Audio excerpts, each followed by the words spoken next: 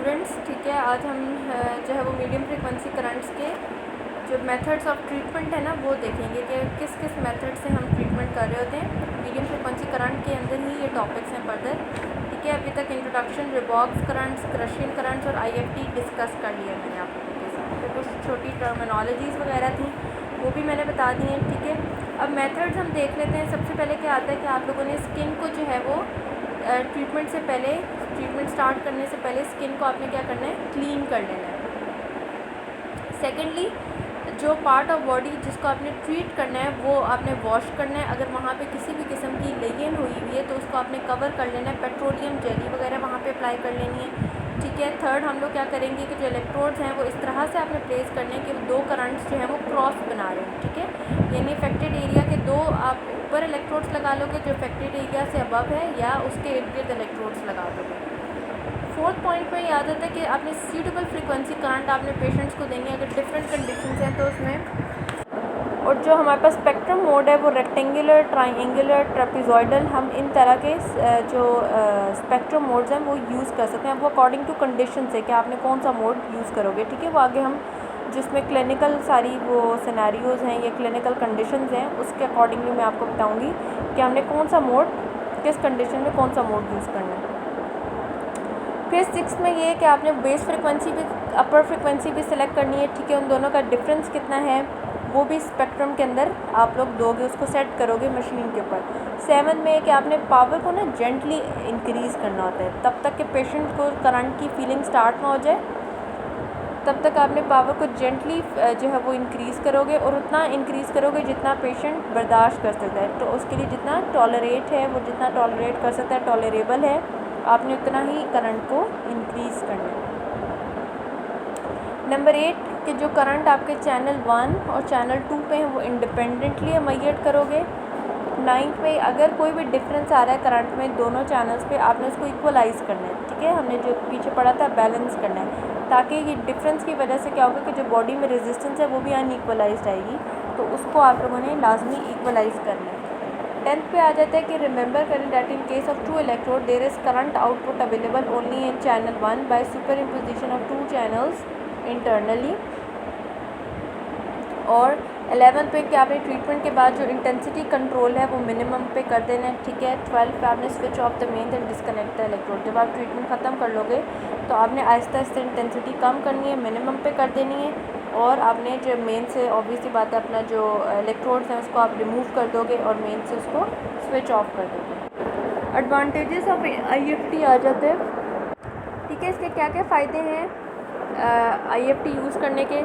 सबसे पहले तो ये चीज़ है कि कोई भी ये नर्व इरिटेशन कॉज नहीं करता, किसी भी किस्म की सेंसरी नर्व इरिटेशन नहीं प्रोड्यूस करता।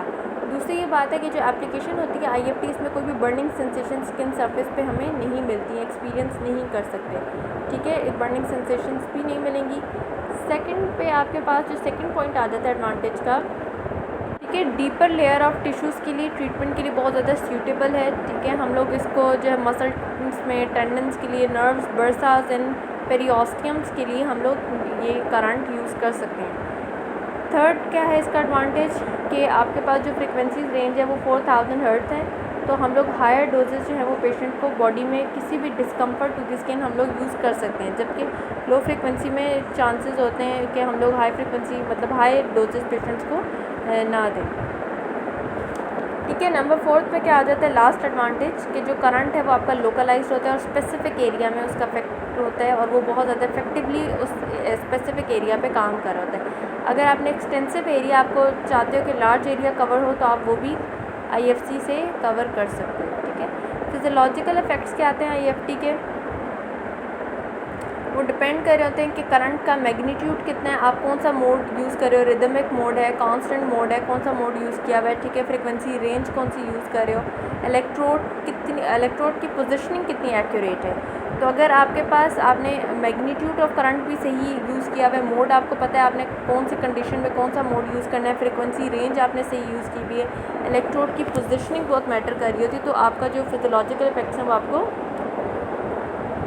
मतलब वो पेशेंट को क्या है कि उससे पेन रिलीफ भी हो रहा होगा और उसकी कंडीशंस जो हैं वो नॉर्मली अपने जो है वो रिवर्स्ड भी हो रही होंगी, ठीक है।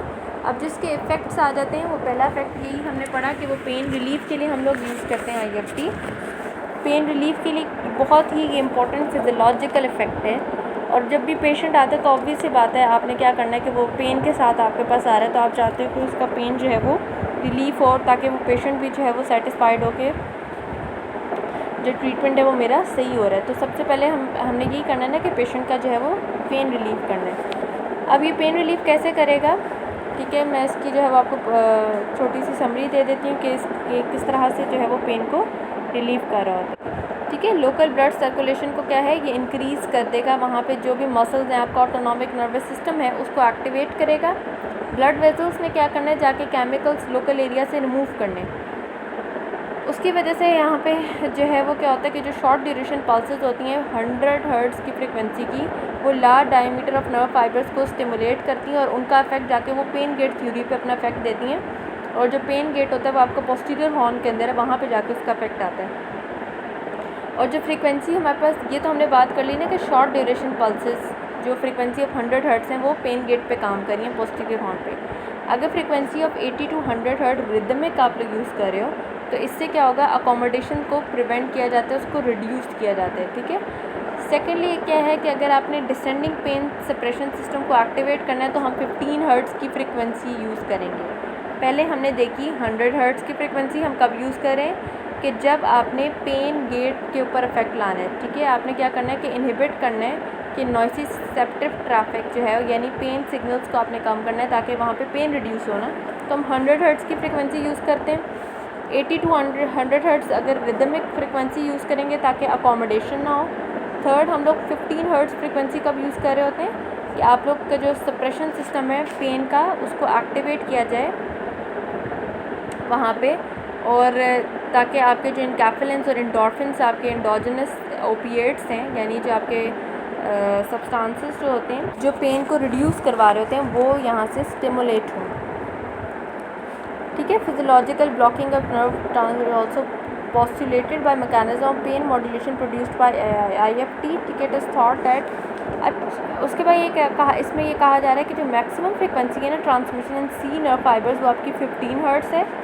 एंड जो फाइबर्स आपके पास आ जाते हैं AD फाइबर्स, उसमें 40 हर्ट्ज़ आ जाती है। ठीक है, ये तो हमने इसका देख लिया कि आपने कितनी फ्रिक्वेंसी किस किस कंडीशन में यूज़ करनी है। 100 हम कब यूज़ करेंगे कि जब हम चाहते हैं कि पेशेंट में जो पेन है हम उसको, यानी हम पेन गेट को ब्लॉक करना चाहते हैं। सेकेंडली 80 to 100 हर्ट्ज़ रिदमिक कब यूज़ करेंगे, अकोमोडेशन को रिड्यूस करने के लिए 15 तब यूज़ करेंगे ताकि जो आपके पेन सब्सटेंसेस हैं जो पेन को रिड्यूस कर रहे होते हैं, एंडोर्फिन्स और इनकैफेलिन्स, वो आपके पास जो है वो रिलीज़ हो और वो जाके पेन को ब्लॉक करें। सेकंड, इसका इफेक्ट मोटर स्टिमुलेटेड इफेक्ट है, मोटर स्टिमुलेशन भी करवा रहा होता है। नॉर्मली जो इनर्वेटेड मसल्स हैं उनको ये कॉन्ट्रैक्ट करवाएगा, और अगर आपका IFT की फ्रिक्वेंसी 1 to 100 हर्ट्ज़ हम यूज़ करें हर्ट्ज़, तो नॉर्मल इनर्वेटेड मसल्स को ये कॉन्ट्रैक्शन उनकी करवा रहा होता है। ठीक है, अब ये जो कॉन्ट्रैक्शन है वो डिपेंड करती है आप फ्रिक्वेंसी ऑफ स्टिमुलेशन कितनी यूज़ कर रहे हो, यानी आपकी जो इंडिविजुअल स्टिमुलस मसल्स पे जा रहा है उसकी शेप और लेंथ किस तरह की है। ठीक है, अगर हम लो फ्रिक्वेंसी यूज़ करें ना, अगर 1 से लेके 100 हर्ट्ज़ की फ्रिक्वेंसी यूज़ कर रहे हो तो नॉर्मल जो आपके इनर्वेटेड मसल्स हैं उनकी कॉन्ट्रैक्शन होगी। अगर हम 5 से लेके 20 हर्ट्ज़ की फ्रिक्वेंसीज यूज़ करते हैं तो आपके पास ट्विचिंग प्रोड्यूस्ड होती है, जो पार्शियल टैटनी होती है वहाँ पे ट्विचिंग प्रोड्यूस कर रहा होता है। और अगर हम 30 to 100 यूज़ करें तो वहाँ पे टैटनिक लाइक कॉन्ट्रैक्शंस आ रही होती हैं। ट्विचिंग कब प्रोड्यूस्ड हो रही होती है, अगर 5 to 20 हर्ट्ज़ की फ्रिक्वेंसी यूज़ करें, और टैटनी कब प्रोड्यूस हो रही है अगर हम 30 to 100 हर्ट्ज़ की फ्रिक्वेंसी यूज़ करें। अगर आपने नॉर्मल इनर्वेटेड मसल्स को आप चाहते हो कि वहाँ पे कॉन्ट्रैक्शन करवानी है, तो हम मोटर स्टिमुलेशन के लिए क्या सेट करेंगे, मोड हम लोग वहाँ पे जो है वो 1 to लेके 100 हर्ट्ज़ के दरमियान फ्रिक्वेंसी चूज़ कर लेंगे।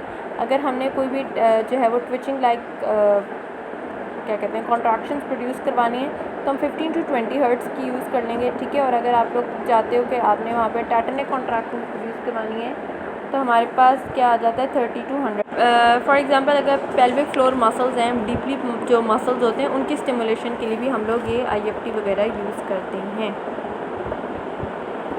ठीक ठीक है। अब इसमें जो फैराडिज्म करंट है यानी लो फ्रिक्वेंसी, वो सिर्फ वॉलेंट्री कंपोनेंट को स्टिमुलेट कर होता है मसल्स में, जबकि IFT क्या करेगा, वॉलेंट्री और जो आपके स्मूथ मसल फाइबर्स हैं उन दोनों को क्या कर रहा होगा, वहाँ पे स्टिमुलेट कर रहा होगा। तो ये बहुत ज़्यादा कि अगर आप पेल्विक फ्लोर मसल्स की टोन को रैपिडली रिटर्न चाहते हैं कि वापस वो अपनी टोन पे आ जाएं, तो हम लोग IFT यूज़ करेंगे। ठीक है। थर्ड इसमें क्या है कि एक्सुडेट्स के एब्जॉर्प्शन कर रहा होता है। इसके लिए हम लोग जो फ्रिक्वेंसी है वो 1 to 10 hertz rhythmic frequency use कर रहे होंगे। ठीक है, ताकि रिदमिक जो पंपिंग एक्शन है वो मसल कॉन्ट्रैक्शंस, जितनी ज़्यादा मसल कॉन्ट्रैक्शंस होंगी आपका पंपिंग एक्शंस होगा, और वहाँ पे जो ऑटोनॉमिक नर्व्स हैं उसके ऊपर इफेक्ट आएगा। वो डायमीटर, जो ब्लड वेसल्स के डायमीटर को अफेक्ट करेंगे और वो सर्कुलेशन को जाके अफेक्ट करेगा। ठीक है। जब ये सारी चीज़ें होंगी तो उसने जाके क्या करना है, इन सारे फैक्टर्स ने एब्जॉर्ब करना है एक्सुडेट्स को और स्वेलिंग को रिड्यूस करवा देंगे। तो इसमें जो याद रखने वाली चीज़ें हैं वो हमने आप लोगों ने याद रखना है कि जो पेन रिलीफ के लिए हम लोग जो यूज़ कर रहे हैं, सबसे पहले तो इसमें ये याद रखने वाली चीज़ है कि 100 हर्ट्ज़ की फ्रिक्वेंसी जो हम लोग यूज़ कर रहे होते हैं वो क्यों यूज़ करते हैं, ताकि पेन गेट का जो इफेक्ट है वो आप कम कर सको पोस्टीरियर हॉर्न के अंदर, तो हम 100 हर्ट्ज़ की फ्रिक्वेंसी देंगे।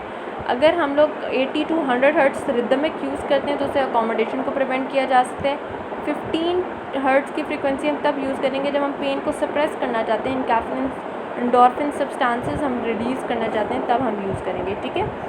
सेकेंडली, मोटर स्टिमुलेशन में 1 to 100 हर्ट्ज़ यूज़ करें तो नॉर्मल इनर्वेटेड मसल्स एक्टिवेट होंगे।